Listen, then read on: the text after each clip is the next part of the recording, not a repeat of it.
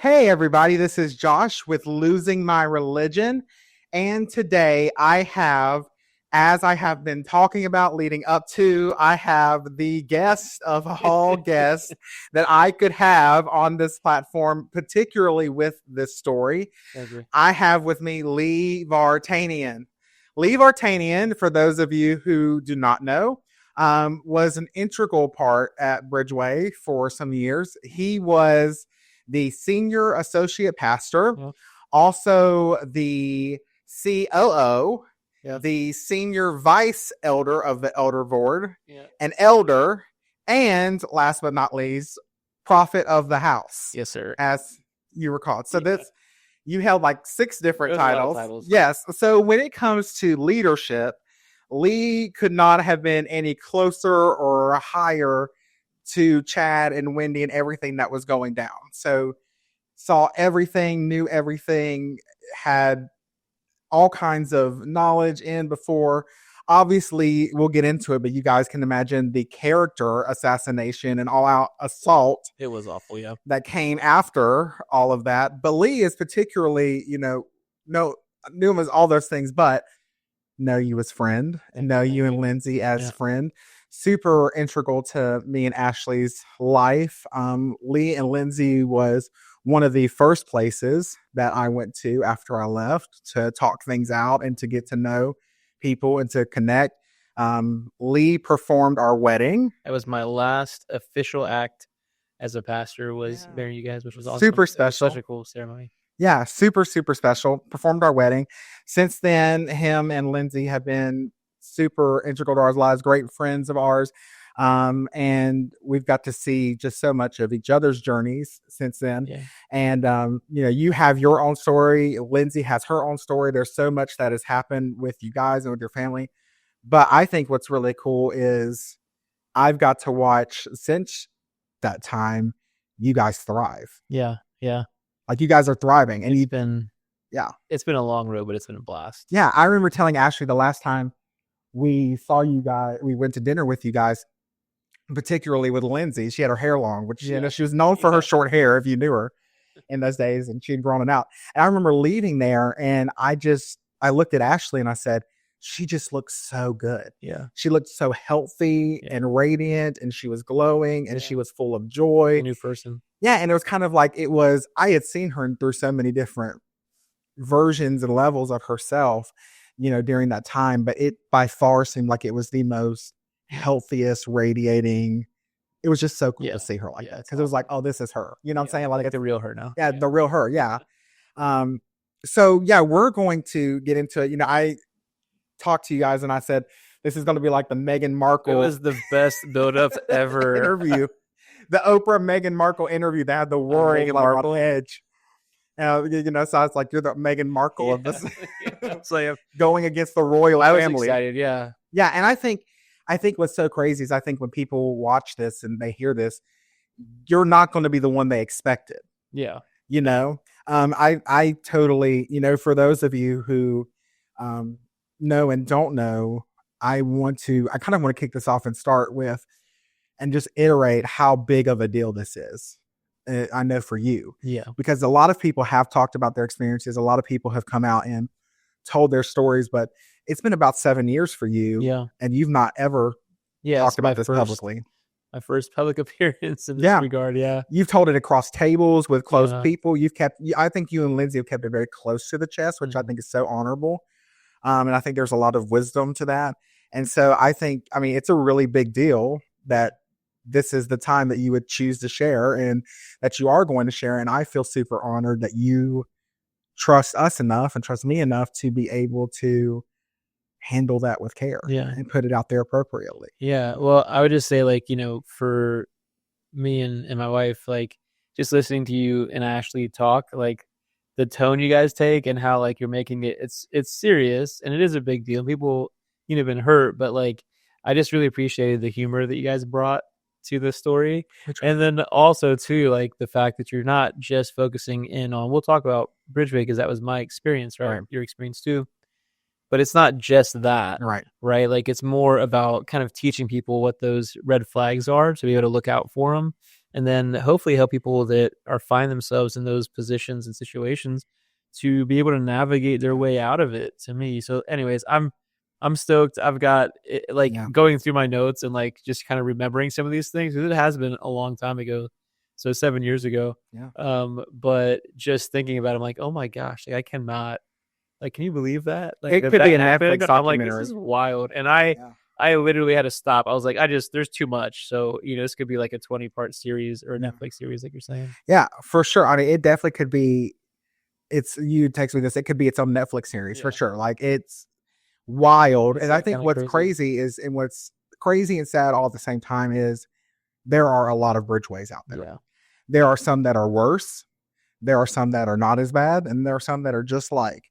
But it's crazy to think that in our culture, especially, and I think especially in the circles that we come from, those charismatic, more non-denominational, charismatic Pentecostal circles, that it's a kind of common story.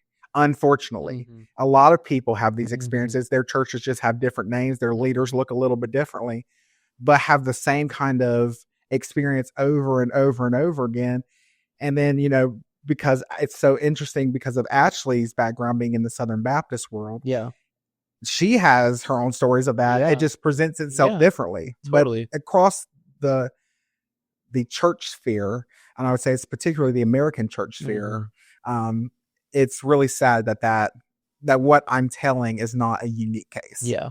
Well, and like you were saying in one of the previous episodes, you were talking about how churches attract narcissists. Like, if you give somebody the opportunity to speak on behalf of God and invoke God's name, as if it's their own, like that is going to draw a narcissist. So, but there are ways to protect yourself against it, which we can talk about. Yeah.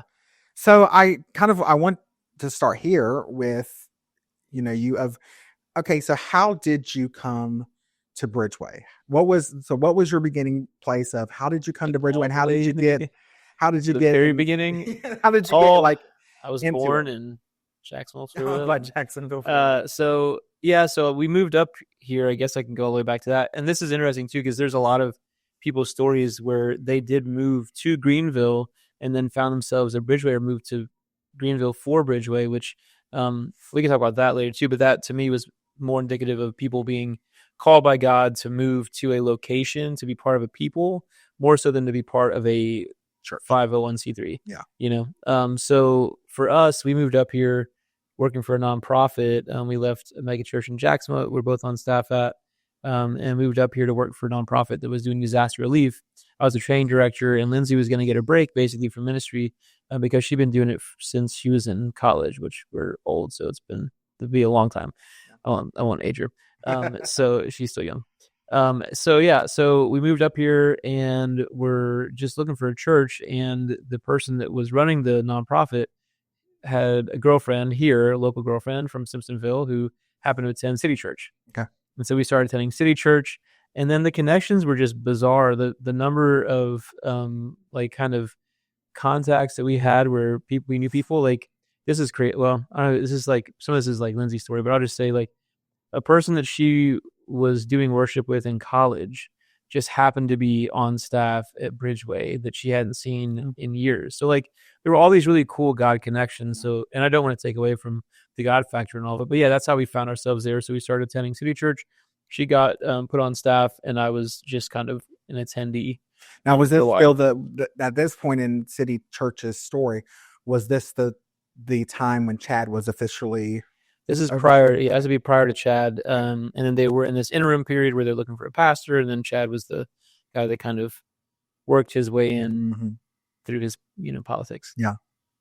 Yeah. So that was where we got started. And then if you want to fast forward all the way to me, then for my part, because the rest of it's kind of Lindsay's story to tell, I ended up kind of getting recruited by Chad after going on a mission trip to Haiti, where he kind of saw that I had like a prophetic gift, and kind of got the opportunity to, take advantage of that. And so use that to his advantage. But in the beginning, it was really kind of pure. And that was a cool part. I said it was like the honeymoon stage, which I hear a lot of people have that same story. Yeah. Where in the beginning, everything was phenomenal until it wasn't. Yeah. But yeah, that's how I kind of got started. And he saw that I had a prophetic gift and started pulling on it and using it in meetings and things, and then that led to kind of being given this title, which I would say is a whole nother episode of Prophet at the House, where I was kind of positioned in that way, and then got the job as a senior associate pastor, where I was like the COO, second to Chad, helping take what would be, considered like prophetic words and visions and dreams and things, and then turning them into policies and procedures and stuff. So that's kind of a practically implement. Yeah, implement them in a very practical way. And anyways, I can say a lot about that, but I'll stop. Yeah, no, for sure. And I think I think that's such a good way to put it, the honeymoon phase. It's like being in an abusive relationship, right? A lot of times, like, they love bomb you in the beginning, and then the woman gets in, and then next thing she's not. And she's being beat and put on the ground. But I remember so many. I think too. I remember so many times him pulling people on stage to pull on their gifts. Mm-hmm. I remember particularly there was a time that I'd been put on stage to do that, but he would always start it off with, "I'm not going to pull on your gift." I remember him publicly saying that to certain like speakers and people who would come. He said, I'm never going to treat it like, it's a rabbit's foot or like it's a, that type of thing. But then immediately he'd pull on their gift. Because it'd be spontaneous, right. The Lord's moving. So. Yeah. I remember that happening to me. I remember him pulling me on stage to give a word and it being pulled on and then being praised afterwards. And I remember there was somebody on staff, and this, I didn't think about it at the time, but it so sticks out to me now. That happened the Sunday. And then afterwards, when the service was done and I came, I was off stage, this person that was a staff member walked up to me and they said, "You did such a great job. You should have seen Chad's face as you were giving that word.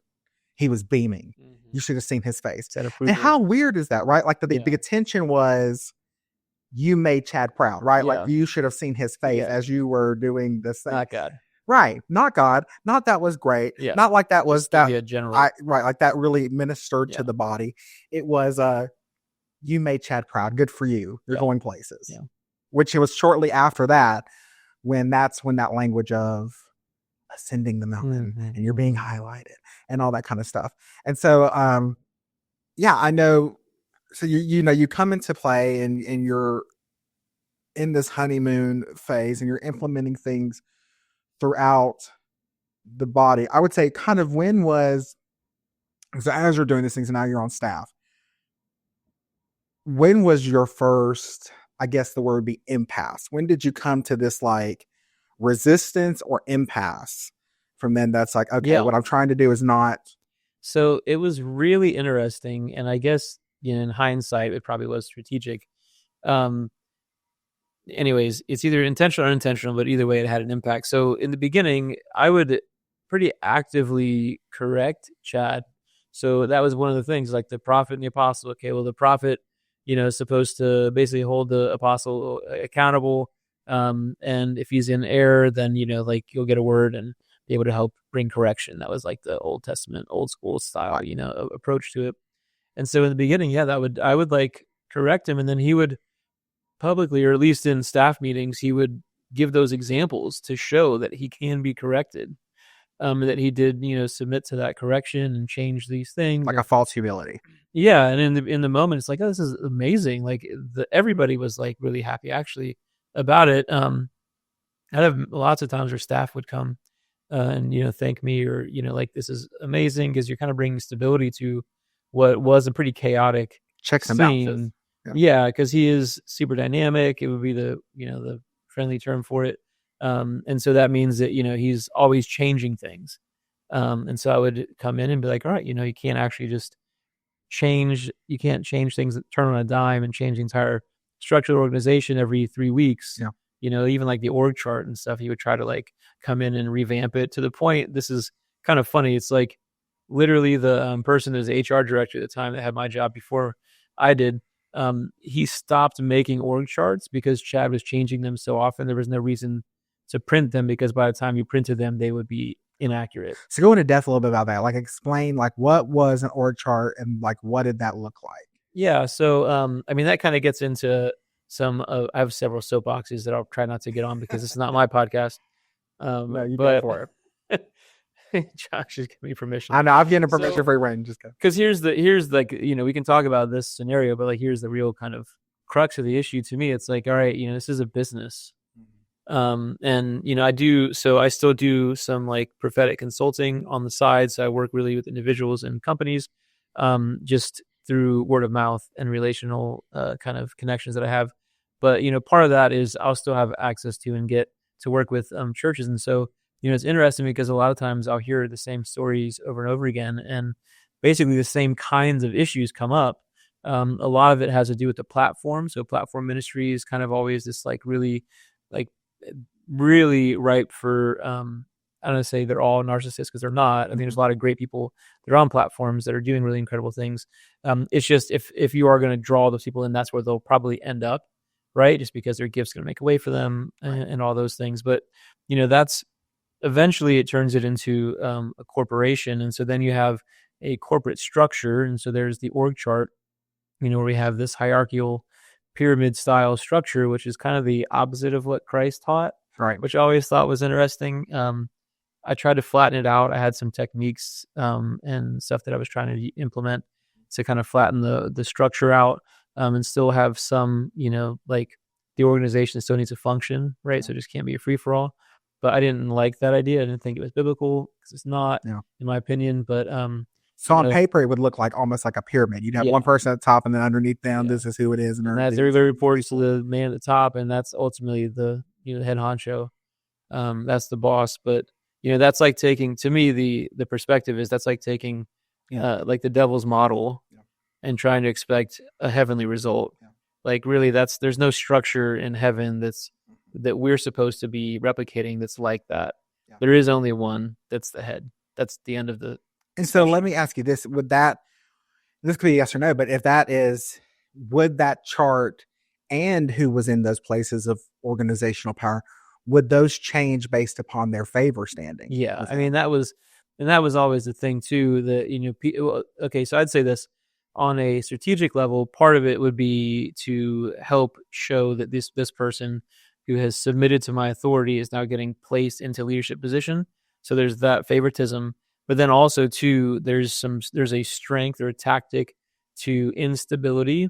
And so if you never know that the ground beneath your feet is solid and it's always moving, then you're always going to be reactive. Yeah. And so if you can be in this reactive kind of footing, then you don't have anywhere, there's no firm place to stand to have an opinion in the first place, because you're just trying to figure out, where do I fit in? And what is my new role? And can I get, like some job titles and descriptions so I know what I'm doing? But by the time you could have done those things, you're probably not in the position anymore. So I ended up stopping that, at least for the time that I was there, because everything I just described, it's chaos. Yeah. And so I put a stop to a lot of these things. And so there were steps being taken that could have, if they were allowed to basically take root, that could have prevented some of these things. But then I was also complicit with a lot of it too. So I don't want to say it as if I, was just the scapegoat. I was the person that was purveying some of these things too with the abuse. So would you say that it also created, is this something we've talked about too? Would you say that how things were being handled structurally, organizationally, with the staff, with the revolving door of titles and places and things being held, that it created a competitive nature among the staff? Yeah. Oh yeah, for sure. And I mean, that was always a thing, is who had his ear, right? So who was going to be the person that he was going to listen to. And then he would either bring up on stage, call him out in a staff meeting to highlight him, or, you see a person getting pulled in from the bullpen into a staff, into a closed door meeting with him and the leadership team or something. You're like, oh my gosh, this person's, values my opinion. This is so cool. Yeah, so it kind of played on that, basically playing on people's weaknesses, their vulnerabilities. But. And from the same, on the other side of the coin, from what I have understood, is that just as loud as he was with praise, he also was loud with discipline and with correction of his own. So it's like you had his ear, great, and he would be quick to praise you. But also, if you didn't have his ear, or you pissed him off or did something he didn't like, you also would be yelled at, and everybody would hear that. It was the masterclass in gaslighting, I guess would be the thing that you could say was being done well. Because and I'm not going to name. So I won't me personally, I'm not going to name names. And there's a lot of this stuff that, I have firsthand knowledge because I was in the room for all of the conversations. I do have recordings and everything. So, basically just to, make sure to protect myself. But the thing that I will say is, there were several instances that I can think of, again, not naming names, where this like public shaming thing was being done that was emotional abuse, period. 100%. And it was being done from the perspective, this is for the person's good. And it was always it just felt so gross, and the damage that did to people. I mean, there's some people that have still not recovered completely from the damage of being publicly shamed with the most vulnerable aspect of your life. Can you imagine? Yeah. So, and this is like stage level recorded for, I mean, some of these, the new church has been good enough to take a lot of these things down, but they were like live on YouTube. You could go and see these shaming sessions. I remember like one particular, I won't name her name, but her and her husband were really integral on staff. You know exactly what I'm talking about when I talk about this story.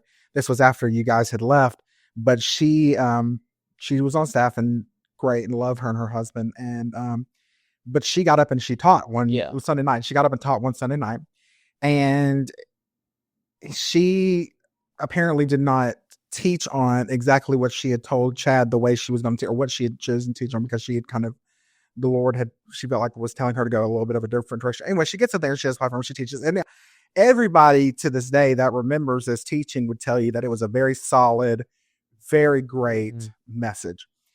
But because it was not quote unquote Chad approved, the next Sunday, he made her get on stage while he stood behind her and made her apologize and made her admit, I remember the words that came out of her mouth was that basically that she had been told that she was in rebellion, that she was an idiot, and how could she do that, and that she wanted to ask for the congregation, like made her publicly apologize, publicly humiliated her, and made her repent, and then give him all the praise for calling her out. And I remember it going on YouTube. They had to turn the comments off because people immediately were like, that's so abusive on so many levels. Yeah. So good. And it was such a clear example of what had, I would say, this is something that I would say about the enemy that I would particularly say about Chad as well. I think toward the end, he got too cocky. And so he started overplaying his hand a lot. So a lot of stuff that was happening behind the curtain, he started doing in public because he just got real cocky about it. This is the kind of thing that would happen in like staff meetings. Right. And he thought that he had the authority and the admiration of everybody that he could do it. Yeah. And then he found out very quickly from that example. Yeah. It was not going down like that far. But I remember watching that because I was there live when it happened, sitting there in the audience, and I was it just felt so gross, and I felt so bad for her, and it felt you could feel the shame hit her in the room. And I just remember thinking to myself, and I told a friend of mine this at the time, I said, if this is what's happening up there, I can only imagine what's happening in his office behind a closed door with these people that were on staff. It wasn't great. Yeah. But that example has always stood in my mind of like, the kind of like what you're talking about, the kind of shame that would happen. Yeah. I mean, and the kind of stuff, just to give people that are listening the right perspective, again, without sharing my wife's story, if she ever does share it, that's hers to share. But, she did give me permission to say this, that both her counselor, so licensed counselor she has now, psychologist and doctor, all three of them, after hearing the things that she experienced, said that that's enough for her to press charges. I mean, that's a level of abuse that we're talking about that was happening behind closed doors, and some of it, like you just give that example. I mean, that's out for everybody to have seen. So it was not great, especially in the end there.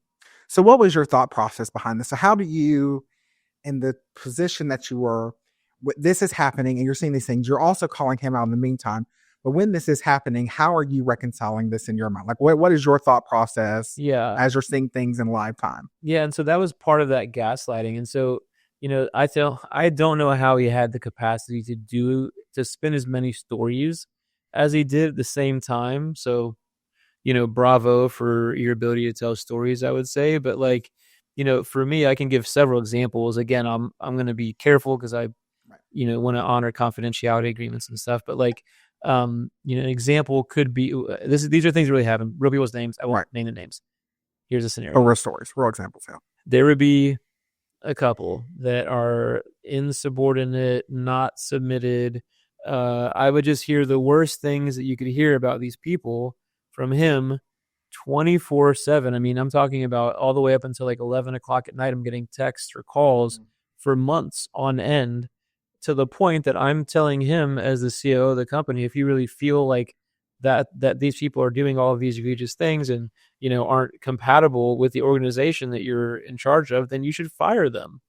And so then it would come out that, okay, well, Lee was the one pushing to fire. And this guy literally like wouldn't stop talking about them for months on end, all day, every day. Every meeting was about it. It was just, we couldn't run the company. I mean, it was a company, right? So we couldn't run the church because we didn't have time, because all of the meetings, special meetings, it would always be these special, basically gossip sessions, meetings that he would call, to the point that we weren't able to get work done as a staff, which is a problem, you know? And so that would be an example of like, all right, yeah, then I would be like, let's go. And I'll draft up the, you're being set up right now, as the fall guy. You know, if you're, and the thing is that like, I wouldn't have any way of validating a lot of these things because they're coming from him as his first person testimony to it.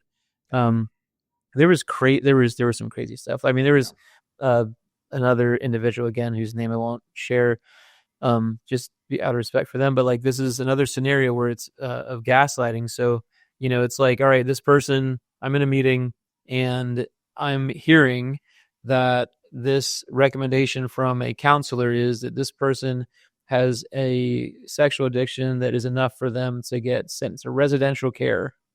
Okay, well, I don't think that person should be on staff. Right. Like, if you're telling me that there's no church, this person should be on staff, they need to go get help. Right. If that's what you're telling me, only to come to find out it was completely fabricated, a total lie. But like, that's another example. So yeah, like, I was supportive of letting this person go and hoping to get them the counseling they needed in the process of putting them on a sabbatical. So as you're hearing things, I guess what a lot of people are they're going to hear that and they're going to think, and I think is a valid question, you know, with you and even with other staff members, when you're hearing these things about other people, why not just go to the person and try to validate that? Was it because you were discouraged not to? I mean, it's how do you? No, I mean, that's how take it at should face value. Right? Yeah, that's how it should be. So that's part of the ability to control, comes out of your ability to isolate an individual. And so the degree of isolation, I mean, kind of expressed itself in our termination, resigning. I mean, we got fired with the option of resigning, right? So that was kind of the evidence of how isolated we become, but that's what they would do to everybody. I mean, it's the same thing. So if I'm the senior associate pastor on staff, then I should get to know the congregants, but I had no time to do it because I was being monopolized by the drama machine that was basically Chad and the staff. Like, that was all I had time for, is to be that inward focused. So I can only work with the staff. I can only really talk to Chad. I can only confide in him because he can't trust anybody else. And so not having connections, not having relationships, and really like even dismantling your own family is what allowed those things to happen. So through isolation now, this is my only community, the only people that I have that I can interact with. What am I supposed to believe then? Like, there's no third party to come in and raise concern saying, hey, like, this does not sound healthy. Maybe you should talk to somebody, you know, about this, or bring up this, you know, concern or that concern. And the other thing is, you know, the idea of dishonoring, right, would have been the scare tactic used to keep us from asking the questions. So if Chad's saying it and he's the man of God and he's in a leadership position, and we're going through the undercover thing where, you know, you must submit to leadership, and, you know, otherwise you're going to be basically out on your own and exposed to death, hell, and destruction. Then what choice do you have? So it really was just a kind of a fear-based scare tactic that, like, all of us should have known. Anybody on the outside after the fact was like, I'm even talking about it now. Like, what in the world were we thinking? I could just easily just be like, hey, like, I'm concerned for you. Is this really, is this actually happening? You know? Yeah, no, I think, and it's almost like being with him and how he handled the relationships around him, how he handled the staff. I would say even how he handled his family and even his marriage with Wendy. It's almost like playing chess with Bobby Fischer. Yeah. Everything is a calculated Which is just move. wild. Yeah. Everything is a setup of some kind. It's exhausting. Yeah, and you think about that. Like you think, how do you sleep? I mean, he doesn't. That was the thing, is he was an exhausted individual. One of my not full-time job descriptions, but one of my things I was having to do on the clock was just moderating conversations between him and Wendy, just so they could talk to each other. So it wasn't like the tension ended with the staff. I mean, it was pervasive, and then the same thing would happen for us. It's like kind of almost like a model what we were all experiencing. So it almost destroyed me and my wife's marriage. We've gone through years of counseling and healing and have the best relationship we've ever had now, but took a while. But it's destroyed other there's marriages, not recovered. No, Right, divorced. Exactly. Don't talk to their children, like the whole nine. Yeah, people have lost their like literal religion, like they've forsaken Christ. I mean, they've given up on their salvation, everything as a whole.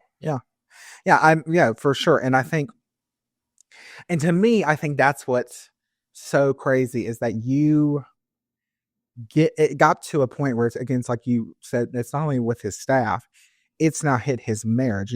We've talked about him. We've talked about Wendy and describing how she was as a person and her anger issues and all of those things that were, viper is the word I used. And I had several of y'all messaged me. Get to the point where she would be shaking, physically shaking and beating. And several of you people messaged me, including a couple former staff members, and said that's a very accurate word for her, was viper, but that it would, but thinking about that to where they couldn't even have a conversation with each other without you being in the room having to mediate because it was so volatile and toxic and abusive. And I think, the thing that kept it going too is that there were things happening, like when it comes to the move of God, like, so, you just kind of were led on to believe that these are just the consequences. The stakes are so high, like, nothing. And that was the other thing too, is kind of wild to even say and confess out loud, is that, like, we were led to believe that there's nowhere on the planet that this is happening. Like, this is the most important pivotal place on earth right now to be, like Bridgeway Church, in Garlington Road. I'm like, no, Greenville, South Carolina. Knows where we are. Nobody knows where Greenville is, South Carolina is. I think Greenville, North Carolina. I ask. Yeah, but that's how he positioned it. That's how everybody felt. I mean, that was the buzz. It was, what better place could we be? What other place would you want to be? Like, you were on the cutting edge of what God was doing. Beginning of a movement. Yeah, you're beginning of a movement. You were there. It was like they would liken it to like the Jesus People movement or those type of things. Everybody, or like the Brownsville revival. The Brownsville revival, was something that was brought up a lot. They had the piece of the carpet and on the riser. And on the riser thing. And it was just, and so Brownsville revival was alluded to a lot, which for those of you who don't know, go look it up. But Brownsville was a huge revival that happened in Brownsville, Florida, that changed the landscape of that city, of that church. It rippled across, the nation and other places in the world. But it was a huge deal. And they would always reference that what happened in Brownsville was meant to happen in Greenville, and it was meant to happen through Bridgeway. There were so many. Right. Because people in Brownsville, we know, me and Ashley talked about this on the last episode. Me and Ashley, we know couples, including, family members. Like, we know couples who were not only at the Brownsville revival, but were very integral parts on leadership during that time and at the church, working with John Kilpatrick on them with Brownsville. And every time we would hear them talk about it, they would always talk about being in the room, what it felt like to be in the room, to experience everything in the room. They weren't the overflow section. They were like right up front. They were they were on the stage, and like what that was like to be in the room. And so I say that to say that at Bridgeway it was very similar. Everybody wanted to be the ones that would talk about being in the room. Yeah. And it was, honestly, when it was good, it was so good. Like the connection that you had with people and the spirit was so thick and so heavy in the room. Like it was just amazing. Yeah. So, and that's the thing. So I would just say like this too, like, I don't want to say all these things and people think that there was no like good happening. Like there were people's lives that were getting saved. People were actually getting healed, like restored. Relationships were being restored. Like there were a lot of really cool things that were happening. But the point that I want to make, and this is super important, is that those things were happening because of the cries of God's kids, not because of a person standing on the stage. And I think a lot of these moves of God will happen where God's basically responding to his children, so the congregation, and the person that happens to be holding the mic on the stage is the one that's leading the room in that moment.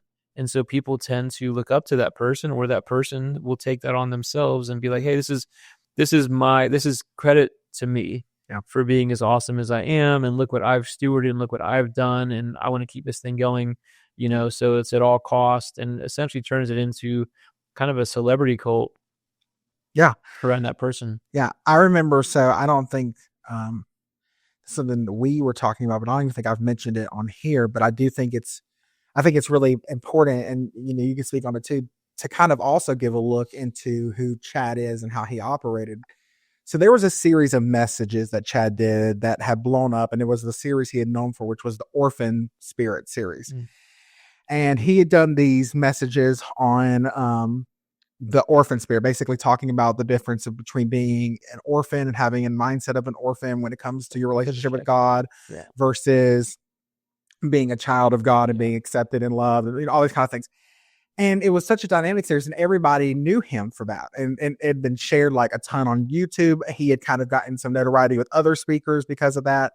Come to find out later, a lot of like the Left Hetland stuff, he was like ripping off a lot of other. There's a lot of pastor steals when it comes to IP. Yeah, that he was like just kind of creating stuff. But he had that, and then he had also been famous for talking from the stage about having a mental breakdown and like having mental health issues and like feeling like he was going insane. And so it would portray this story of humility and this story of this lost kid that gets saved, that's now being used by God, when really it all should have been giant red flags of ding, ding, ding. We have this person on the stage. The guy's telling us who he is. And who he is, which I think is kind of, I don't want to get into the profiling side of it, but I was a police officer, so it's hard not to. But outside of profiling, I'd just say like, that should, again, like talking about red flags, you guys have been pointing out like, hey, these are some red flags. It's like, all right, great. We're so thankful that God's, healed you of, your mental health issues. But what we should be looking for then is, signs of the resurgence of that. Just like if you've been healed of cancer, doesn't mean that you don't ever go and get checked up, every 2 to 5 years to make sure that it's not growing back. It's not a lack of faith. It's called common sense, right? So like it should have been, again, like these are all things that in hindsight, you're like, he wrote books about it. He's kind of telling us like he's got mental health problems, and maybe that would explain a lot of things.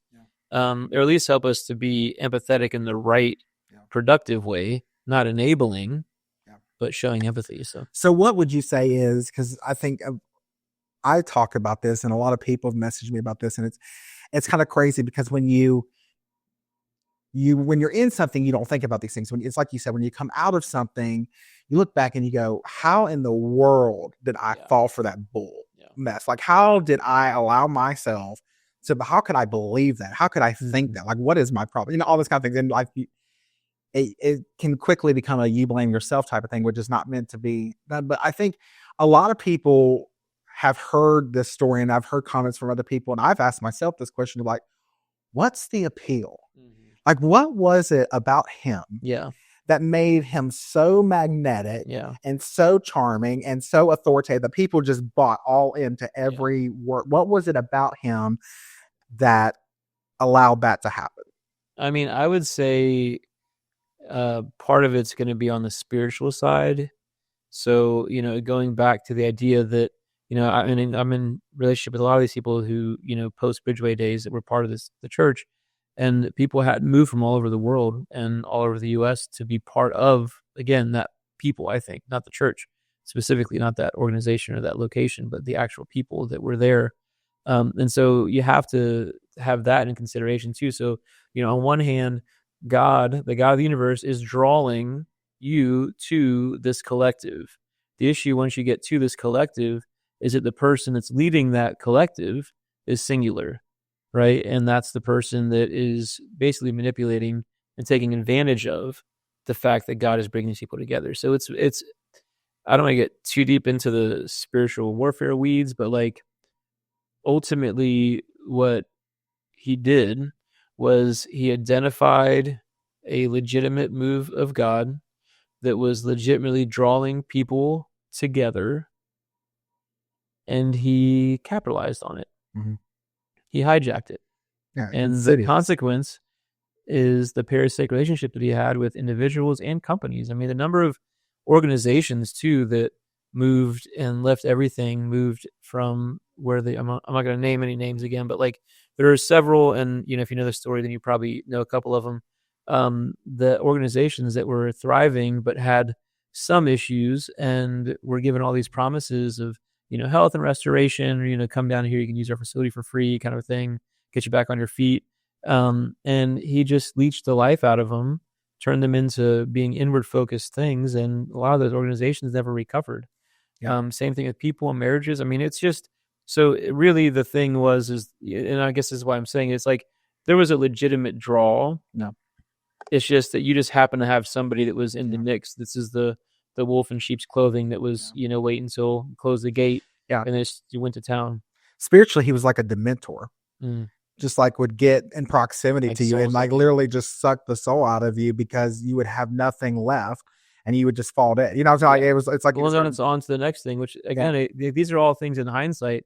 It's easier to see. So like there was one iteration of kind of an exodus of a individual and a family that were pivotal to the organization from the city church days that happened. So that was the first one that happened, and then kind of us and like basically I'd be saying this if it was anybody, but like the second in command, you don't just fire that person after just having a conference. They just had the table conference where they just publicly affirmed that person, put them in there. I had the a mantle put something, everything. I mean, it's like a big deal, right? You can't have that happen and then be like, and then nobody notice. You kind of lost the ability to see beneath the rug. And that's, I think, where he messed up. Because you had just been publicly affirmed. You had just been highlighted in a very big way in that conference and affirmed for who you were, what your role was, and all that great stuff. And by not even by him, but by all the other speakers who were there. This is like my apostolic covering. So the person that did it is still my apostolic covering. Right. And we're still in good standing. So yeah, I mean, it's great. You just can't.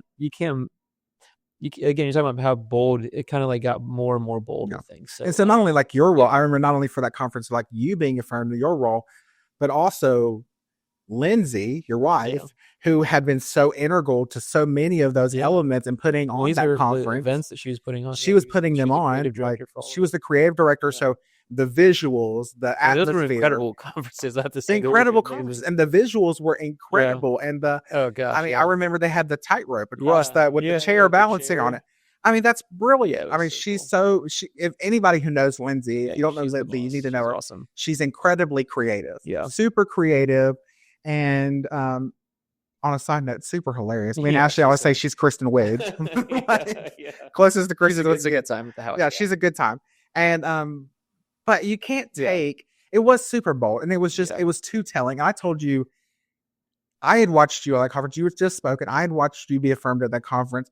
I knew how integral a part Lindsay had been to that conference. She'd also been one of the main worship leaders on stage, who was always, leading and those type of things. And then all of a sudden you're gone without a word, without any explanation. I mean, and that was the beginning of my questioning of what is happening. Well, and that's the evidence of that parasitic kind of a predatory nature. So, you bring new people in, burn them out, use them up, and then on to the next one. So, I mean, the crazy thing is he had to go to Georgia to get the next crew. So, I mean, he had to import people and overseas. Because nobody from overseas. So, like, because everybody here in town knew that this is like he'd used them up, and this is not a place you want to like plug into. No. So, I mean, I think it's just the gaslighting tactics that you could Google and find. Like, I think that really caused us to kind of check our brains at the door. I mean, that, and then our hearts, the purity in our hearts, which is kind of awful to think of getting taken advantage of. But like everybody,